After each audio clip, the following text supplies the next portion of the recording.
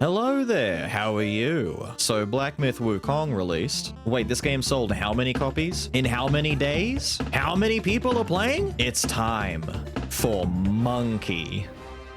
I'm lying to you. Hi, current day Beelz here for some much needed context. You see, I started making this video over a year ago when I finished my playthrough of the game, but this video will never actually be finished. I've made a few movie-style ones like this before where I take an entire playthrough of a game and squeeze it all down into about an hour, summarizing it with some cool moments in between. It's something I have a lot of fun doing and would love to do more of, but things like this take a lot of time and commitment, two things that I just didn't have at the time, and before long I lost all confidence in it. I wasn't sure if it would be worth even finishing, if the audience that I have would even care, but more so than anything, I just didn't think it was turning out very good to begin with. I lost confidence in the video actually being fun and well made at all. So it's been sitting on the shelf, so to speak, for about a year. But I did promise to release the unfinished cut of it at some point in the future, and here we are now. I want to give a massive, humongous, big, super warm thank you to Smouhfy, who did the thumbnail art for this back when I first started the project, and it feels really good to finally share it with everyone after all this time. As always, she did a phenomenal job, and yeah, I hope you enjoy the video.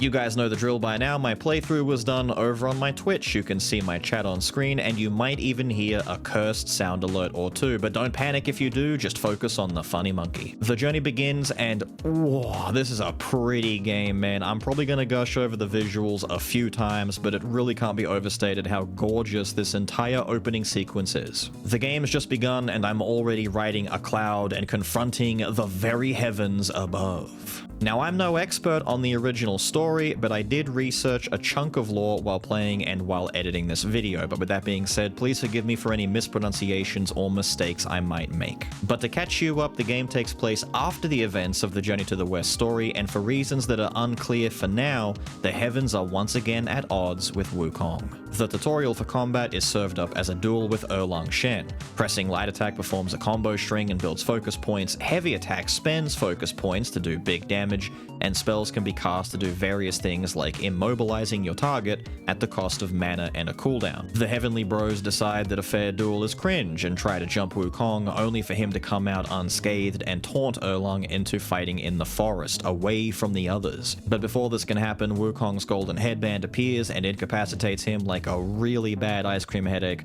setting up Erlang for a big finish. My Uken Duken, bro. Enough time to turn a hot pocket in the microwave into actual lava passes by, and it's revealed that the remains of Wukong are inside what looks like another stone egg. It is therefore up to us, the Destined One, to journey across the land and gather the 6 relics of Wukong that were scattered and bring them together again to revive the Monkey King. Okay. Huh? Here, you see, what bliss my fate shows. Luck's around the corner. Seems like he just fell from a fruit tree here. Perfect timing. This peach knew I needed a snack. You sneaky rascal! Dad, fool me! Why did he do that? Why did he become a peach and wait on the ground to almost get eaten? He just wanted a peach! Chapter 1 takes place in the forest and the scenery is gorgeous. I beat up a few more starving locals and level up, getting a spark point. Sparks are basically talent points and can be used to unlock new passive effects, raise your stats, learn new stances, new staff attacks, and improve your magical abilities and transformations. So yeah, sparks are used for quite a lot, and something the game does that I absolutely adore is it lets you reset all of these points at any shrine for free. So you're encouraged to experiment with different builds and figure out how you want to play, or maybe use different loadouts to handle different encounters. Bullguard. Hello, sir.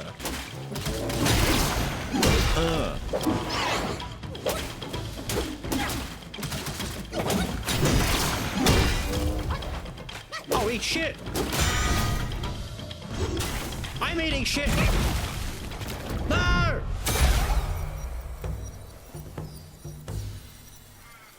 You're eating shit!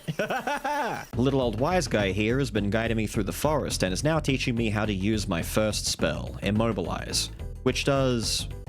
well, yeah, it does that. Despite being the first spell you get, it's honestly one of the strongest ones in the entire game. Eat shit.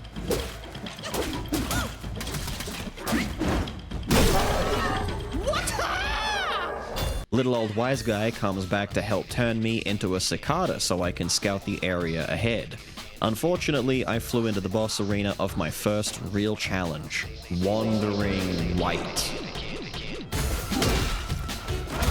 Oh, he didn't care. Whoa! What was that? Whoa!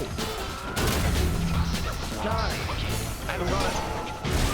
I haven't got it. I thought I had it. Oh. What's going on? What's going on?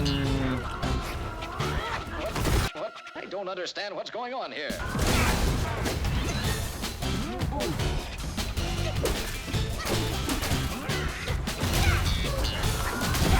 He was like going for the stomp. I was gonna get hit either way. So.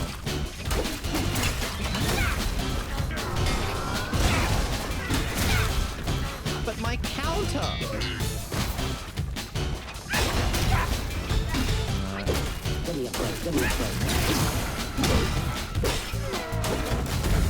Stop!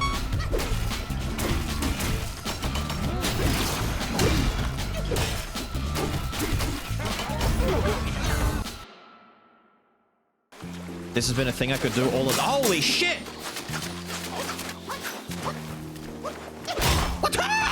Let's go beat up the crow boy. I don't need health. Who needs health?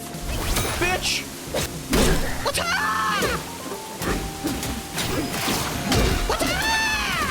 I need stamina.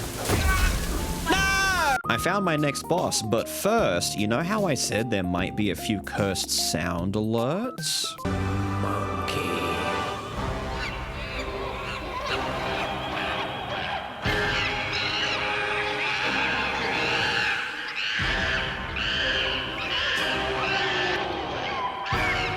Yeah, this sound alert was 50 seconds long. I was sick of hearing this after the first time, let alone every 30 minutes when the cooldown came off over the course of a 9-hour stream. Why don't you lay down your weapon and join me? But I can cheat. No. I wanted to parry, but it's tricky. Ooh. Collecting them lets me briefly take on their forms. Transformations continuously consume might and require a full gauge to initiate. I have living weapon mode? Hell yeah. You just had to make some noise, did you? Yes. Now everyone knows you're here. Good. When a chime so grand echoes in the forest, Yao Guais will surely be alarmed. Good. When I'm done with them, they'll be asking, Yao Guai, did I come to fuck with this monkey? I joked about how transforming was basically the living weapon from Neo, but it's actually pretty close. Your transformation has its own HP bar and a might bar that depletes over time, turning you back when either one of those runs out. Each form has its own unique mechanics and fighting style. Well, it is the wolf forest. Ah, this is the guy from the test demo thing they showed off. Cool. Holy shit.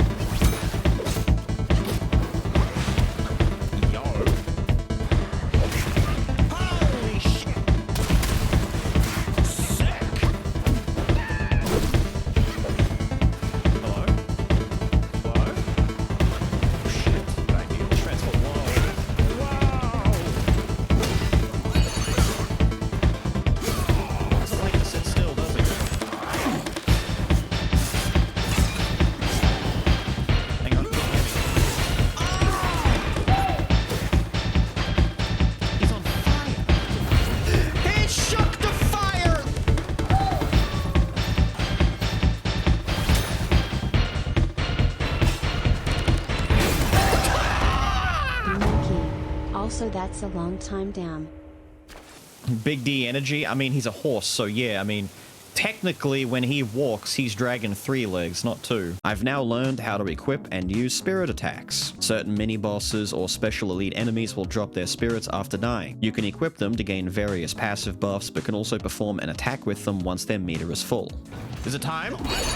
It's time! Okay, so there's a lot of bosses in this game. We may never know how many bosses are actually here. I doubt the developers even know how many there are.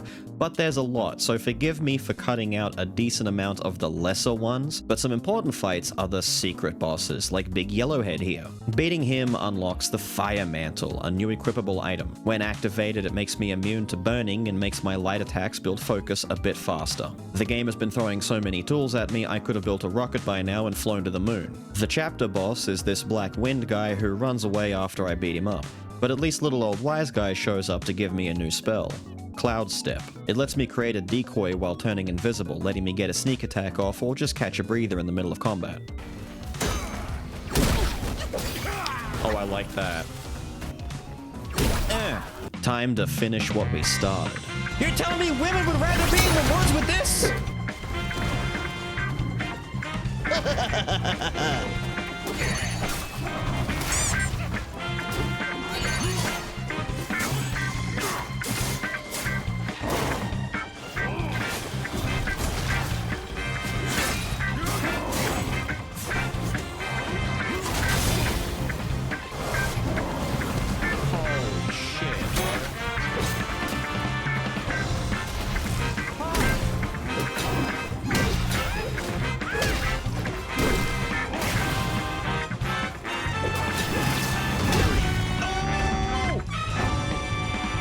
And so, the bear is beaten, begs for mercy, the first relic is reclaimed, and Chapter 1 is over.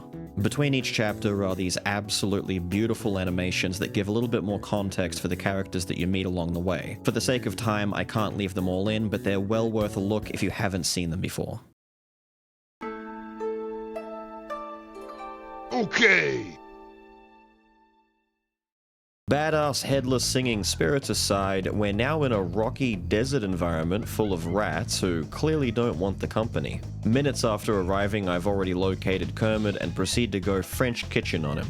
Now is probably a good time to mention the game has crafting. As you progress, you automatically learn to make new gear, many of which have set bonuses or unique effects. You can craft new staves as well, but those tend to require special ingredients. Cute smoke screen.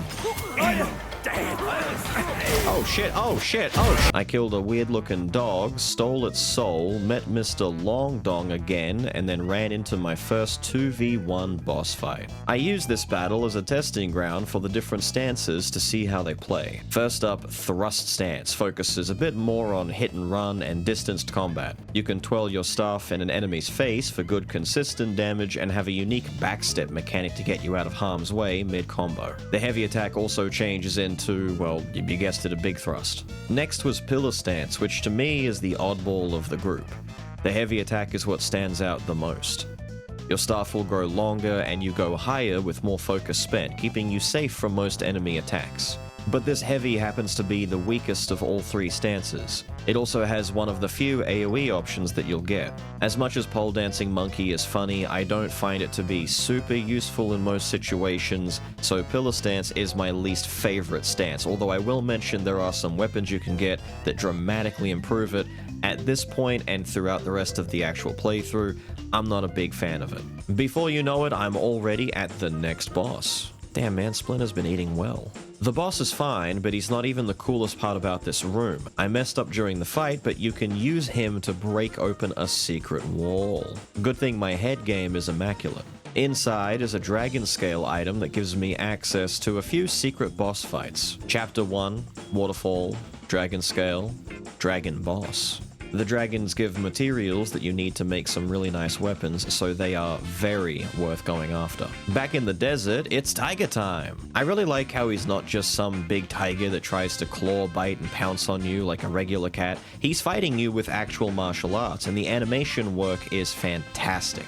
Beating him also unlocks a new spell for me, Rock Solid. It lets me turn to stone for a few moments, deflecting any attacks that try to hit me. Some attacks will be strong enough that they'll break through the armor and prevent you from retaliating, but for the most part, this is another good counter option and will become a staple in my gameplay from here on out. Then I ran into the most powerful boss in any game ever, bar none. Gravity. Fella, I need you to, chill for 2 seconds. He's got... I'm off. Man, such a tricky bloody timing. He did the same thing again. Don't know why, but I didn't get my thing. Oi, oi, oi, oi! Ah! Stop. It's my karma. Yes, it is. I then ran into this big rock boss who wasn't much trouble at all. But I did miss out on a cool thing that you can do with his fight that I'll fill you in on soon. Ooh. Pluck of Many lets me summon clones to fight. It's got a 2-minute cooldown and does big damage. This spell good. Monkey like pluck. Good spell. Good. I ran into the chapter boss for this area, but chat informed me that I had missed a lot of extra stuff to do, so I definitely lost this fight on purpose. Some bastard has got me trapped in this rock with his spell. Even the rocks on the ridge have come to life. In that cave, there's a rock guy lurking, holding secrets on it. Okay. Aye! Aye! Fucking legs over here! Hear me out, chat. Them legs kinda, you know. A poisey stone. Come on, guys. Come on, guys. We can't be calling it a poisey stone, alright? So to help the rock guy who was stuck in a rock and is totally not a rock or the rock pulling a rock trick on me, I have to go fight the rock mother. So I drilled a new hole in the rock mother. There you go. How do I get to Kentucky? Well, you just take a right at Kentucky Avenue. Yeah, but where the fuck is Kentucky? Oi! You there. No way! The rock guy was a rock all along! Who would have known? Dick.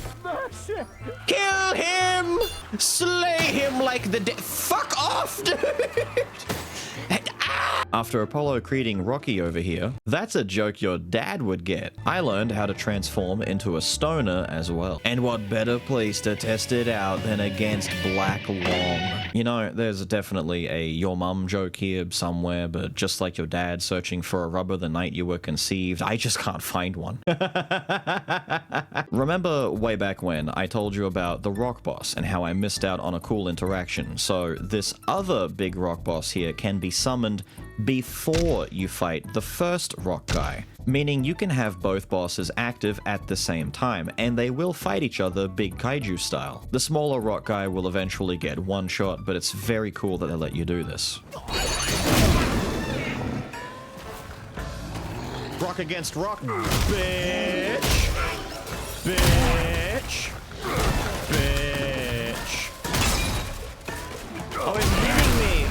It's hitting me! Oh no!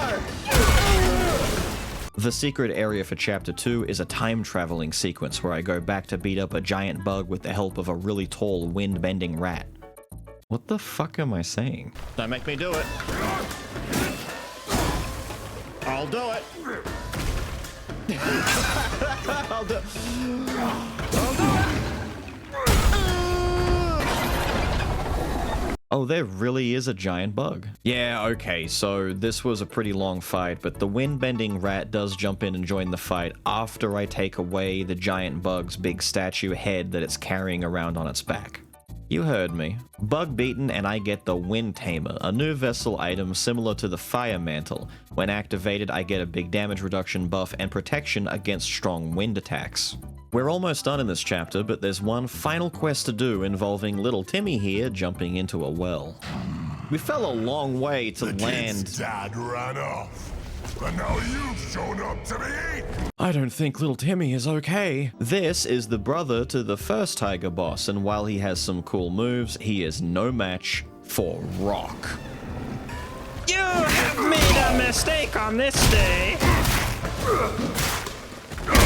You'll face the wrath of Big Fucking Rock, you piece of shit.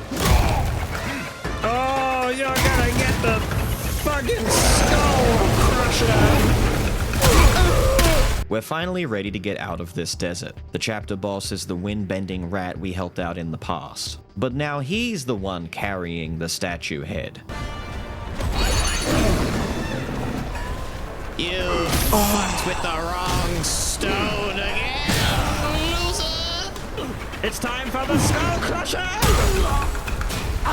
I'm a renegade whom they will never forgive. Incorrect. Incorrect. I control the winds now, you little bitch. Be frozen. What?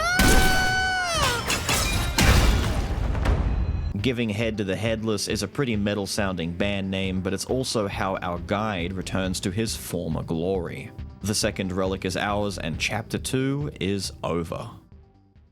Okay, look, I know I said I was going to skip over the animations between chapters, but I lied because this one is phenomenal. To summarize, this man is traveling across a snowy mountain and then comes across a white fox who got injured by a trap. He rescues the fox and takes it back home to recover when, gasp, shock, surprise, it's actually a sexy fox Gwai woman. This doesn't bother him as he lets the lady live there, growing closer over the course of a cute montage where inevitably, as Neko pointed out, he will fuck that fox.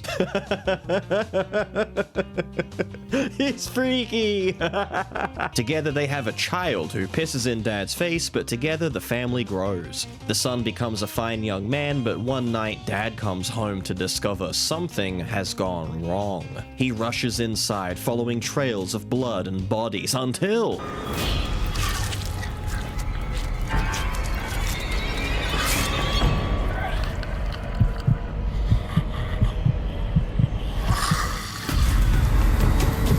he wakes up. It was all a dream. The fox is still where he left it. So what do you think this fine young fella would do next in this situation? That's right, he kills the fox, skins it, and wears its fur around his neck to stay warm. To summarize, this guy rescues a fox, brings it home, has a dream where he lived out whole years of his life, started a family and had a kid, only for him to wake up after the dream went bad, and he's like, whoa, damn. Not gonna let those intrusive thoughts in again. Better skin the bitch. He had a dream he was a furry and noped out. Also, this will be relevant later.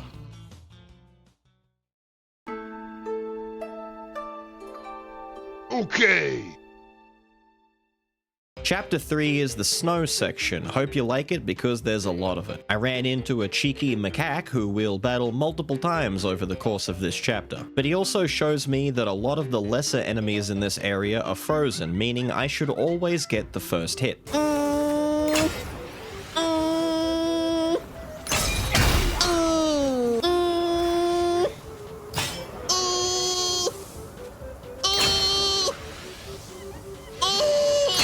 Chapter 3 is also the largest one, with the most open areas. I got lost a few times, but don't worry, I'll cut all of the footage to make it look like I'm a human compass. Anyway, the chief realizes he's losing this little fight and runs away like the filthy macaque he is. The ugliest bird I've ever seen, no, not your mum, she's quite fine, finds me and turns me into a bat so I can fly to my new location. When that monkey was alive, he was all about weeping and begging for help. This rude little yellow fella is Windows, and the kid is also a bit of a dick too. Master. Don't unleash the dragon! See if this monkey merits a place amongst my disciples.